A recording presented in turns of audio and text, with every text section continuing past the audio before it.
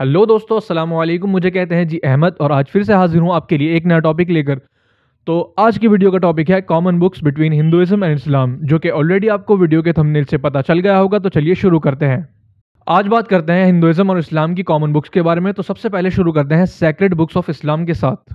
अल्लाह ने हर जमाने में इंसानों की रहनुमाई के लिए किताबें उतारी हैं। अल्लाह ताला कुरान के चैप्टर 13 वर्स 38 में कहते हैं, लिकुल्ली अजलिन किताब, मतलब for each period there is a book revealed. ऐसे तो अल्लाह ने हर दौर में इंसानों की रहनुमाई की है, लेकिन जिन चार किताबों के नाम आते हैं वो हैं ज़बूर, तौरात, इंजील और कुरान।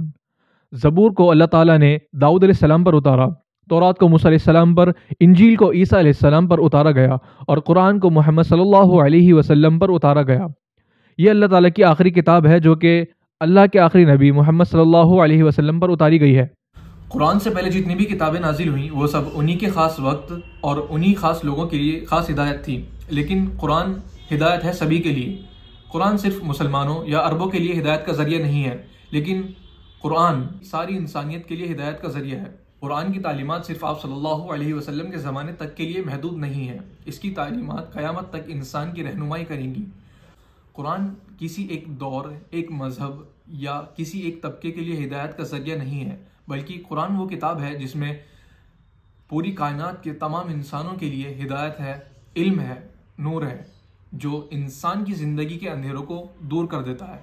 अल्लाह ताला सूरह इब्राहिम चैप्टर 14 वर्स 1 में कहते हैं, बिस्मिल्लाहिर्रहमानिर्रहीम, अलिफ लाम रा किताबुन अंज़लनाहु इलैका लितुख़रिजन नासा मिनज़्ज़ुलुमाति इलन नूरि बिइज़्नि रब्बिहिम इला सिरातिल अज़ीज़िल हमीद, जिसका मतलब होता है कि हमने ये किताब तुम पर नाजिल करी और ताकि तुम लोगों को गुमराहियत से बचाओ और हिदायत के रास्ते पर लेकर आओ। क्योंकि कुरान क़यामत तक के इंसानों के लिए आखिरी किताब है, इसलिए ये बहुत ज़रूरी था कि कुरान को वैसा ही रखा जाए जैसा अल्लाह ने उसे आसमान से उतारा है। इसलिए अल्लाह ने कुरान के चैप्टर 15 वर्स 9 में कहा है कि इन्ना नहनु नज़्ज़लना ज़िक्र व इन्ना लहू लहाफ़िज़ून, यानी it is certainly we who have revealed it, it is certainly we who will preserve it, यानी बेशक हम ही ने इसको नाजिल किया और हम ही इसकी हिफाजत करेंगे। इसके बाद अल्लाह ताला सूरह ज़ुमर में फरमाते हैं, इन्ना अंज़लनाहु अलैकल किताब लिन्नासि बिल हक़्क़ि फमन इह्तदा फलिनफ्सि वमन ज़ल्ल फइन्नमा यज़िल्लु अलैहा वमा अंत अलैहिम बिवकील, यानी ए रसूल, हमने तुम पर ये किताब सच्चाई के साथ लोगों के वास्ते नाजिल की है। मुक़द्दस कुरान अल्लाह ताला के अल्फाज हैं। इस्लाम की सबसे मुक़द्दस किताब कुरान है। ये अल्लाह ताला की तरफ से भेजी गई आसमानी किताबों में से आखिरी किताब है, जो कि इंग्लिश कैलेंडर के हिसाब से 6ठी सदी में प्रॉफेट मोहम्मद सल्लल्लाहु अलैहि वसल्लम, जो कि इस्लाम के आखिरी नबी हैं, उन पर उतारी गई। कुरान का जिक्र इससे पहले नाजिल हुई दीगर मजहबों की किताबों में भी है, जिसके बारे में अल्लाह ताला ने कुरान में सूरह शुआरा चैप्टर 26 वर्स 196 में बताया है, व इन्नहु लफी ज़ुबुरिल अव्वलीन and it has been foretold in the scriptures of those before. Quran के बाद इस्लाम में सबसे मुक़द्दस किताब अहादीस है। अहादीस बेसिकली प्रॉफेट मोहम्मद सल्लल्लाहु अलैहि वसल्लम की सेइंग्स और ट्रेडिशंस हैं। अहादीस कुरान को समझने का समझने समझाने का एक आसान जरिया है, लेकिन अहादीस में कोई भी बात ऐसी नहीं है जो कुरान से बढ़कर हो या कुरान की टीचिंग्स के खिलाफ हो। अब आते हैं बुक्स ऑफ हिंदुइज्म पर। आमतौर पर यह समझा जाता है कि सनातन धर्म की मुख्य किताबें सिर्फ गीता और रामायण है, लेकिन एक्चुअल में ऐसा नहीं है। आइए जानते हैं सनातन धर्म की मुख्य धार्मिक किताबों के बारे में। सनातन धर्म में मुख्य धार्मिक ग्रंथ दो प्रकार के होते हैं, श्रुति और स्मृति। श्रुति से आशय है जिसे सुना, समझा, महसूस किया और पाया गया हो। श्रुति को हिंदू ग्रंथों में सर्वश्रेष्ठ स्थान पर रखा गया है, क्योंकि यह हिंदू धार्मिक ग्रंथों में सबसे मुख्य, पवित्र और प्राचीन होते हैं। श्रुति को दो भागों में बांटा गया है, वेद और उपनिषद, जिनको दैव्य उत्पत्ति माना गया है। दैव्य उत्पत्ति मतलब रिवील्ड बाय गॉड। हिंदू धर्म में दूसरा स्थान है स्मृति का। स्मृति को श्रुति की तुलना में पवित्रता और प्राचीनता में दूसरे स्थान पर रखा गया है, लेकिन फिर भी आज के हिंदुओं में स्मृति ज्यादा प्रसिद्ध व महत्वपूर्ण है। स्मृति means memory. This Hindu literature is easier to understand because it speaks about the truths of universe through symbolism and mythology. स्मृति उन नियमों का संग्रह है जिनसे किसी व्यक्ति, समुदाय या समाज के नियमों को अनुशासित किया जाता है और व्यक्तिगत रूप से इंसानों की दैनिकचर्या को मार्गदर्शन दिया जाता है। स्मृति को धर्मशास्त्र भी कहते हैं। स्मृति में कई उल्लेख हैं जिनमें पुराण और इतिहास भी शामिल हैं। इस प्रकार हिंदुओं में मुख्य ग्रंथ में वेद, उपनिषद और पुराण आते हैं। तो अब इन तीनों को थोड़ा डिटेल में समझते हैं। सबसे पहले आते हैं वेदों पर। वेद लिया गया है संस्कृत शब्द विद से, जिसका मतलब होता है नॉलेज, और वेदों का मतलब हो गया नॉलेज पार एक्सीलेंस, जो इसका डिक्शनरी मीनिंग है, यानी कि सर्वश्रेष्ठ ज्ञान। तो वेद बेसिकली 4 टाइप के होते हैं, ऋग्वेद, यजुर्वेद, सामवेद और अथर्ववेद।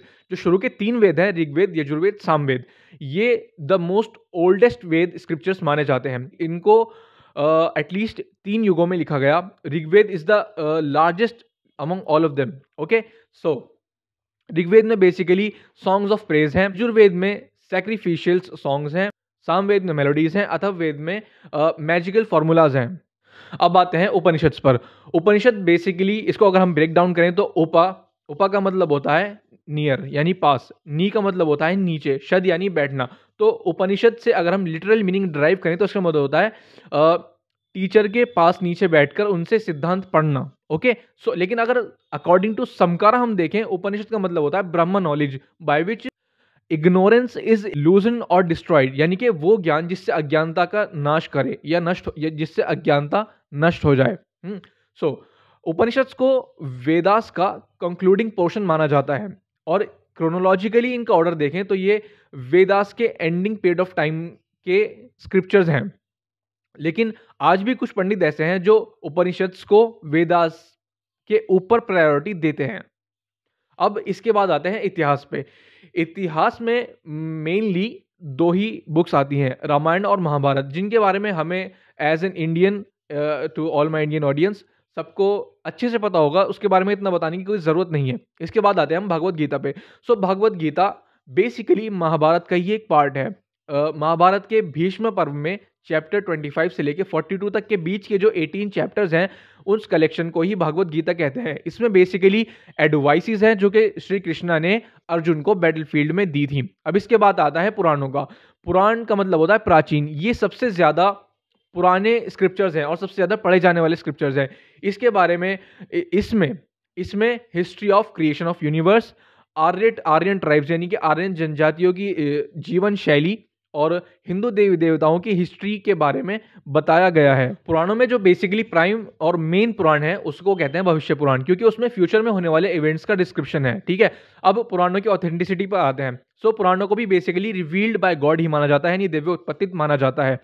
और इनको जो कंपाइलेशन किया वो महर्षि व्यास ने किया। उन्होंने इनको कंपाइलेशन करके इनको 18 पार्ट्स में डिवाइड कर दिया। सो इनका रियल जो ऑथर है वो गॉड है, और कंपाइलेशन जो किया वो महर्षि व्यास ने किया। सो महर्षि व्यास को इनका कंपाइलर कहा जाएगा, ऑथर नहीं कहा जाएगा। अब तुम सोच रहे होगे कि इसमें कॉमन क्या है। मैं बताता हूँ कॉमन क्या है। देखो, इस्लाम में हमें जब भी कोई इशू आता है हम सॉल्यूशन लेते हैं कुरान से। जो फाइनल सॉल्यूशन, लास्ट सॉल्यूशन होता है वो कुरान का होता है, और उसको बेटर तरीके से समझने के लिए हम हदीस की हेल्प लेते हैं। ठीक है ना। So Quran itself is the word of God, it is the book of God, but it is compiled by Muhammad सल्लल्लाहु अलैहि वसल्लम। ओके ना। So we have just understood it from the Quranic verses in the previous part. Okay, so अब same चीज Hinduism में है, क्योंकि Hindu scholars कहते हैं कि जो वेद होते हैं वो सबसे इनिशियली सबसे कोर स्क्रिप्चर्स हैं, सबसे पुराने स्क्रिप्चर्स हैं और सबसे ऑथेंटिक स्क्रिप्चर्स हैं। और अभी हमने पढ़ा कि वो स्क्रिप्चर्स भी रिवील्ड बाय गॉड ही है, जस्ट कंपाइल किसी इंसान ने किया है। तो इससे उनकी ऑथेंटिसिटी भी पता चलती है। और अगर हिंदुइज्म में कोई इशू आता है तो डिसीजन लिया जाएगा वो वैदिक बेस पर लिया जाएगा, वैदिक रूल्स पर लिया जाएगा, और किसी ग्रंथ को वेदों के ऊपर प्रेफरेंस नहीं दी जाएगी।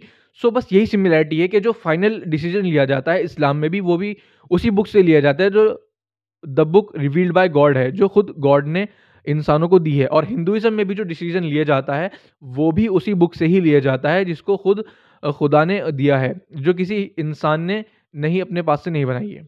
ठीक है। सो बस यही इस वीडियो का पर्पस था, ताकि हम डिफरेंसेस को ख़त्म करें और सिमिलैरिटीज़ की तरफ आएँ, कॉमन टर्म्स की तरफ आएँ, जिससे हम एक दूसरे की हेल्प कर सकें।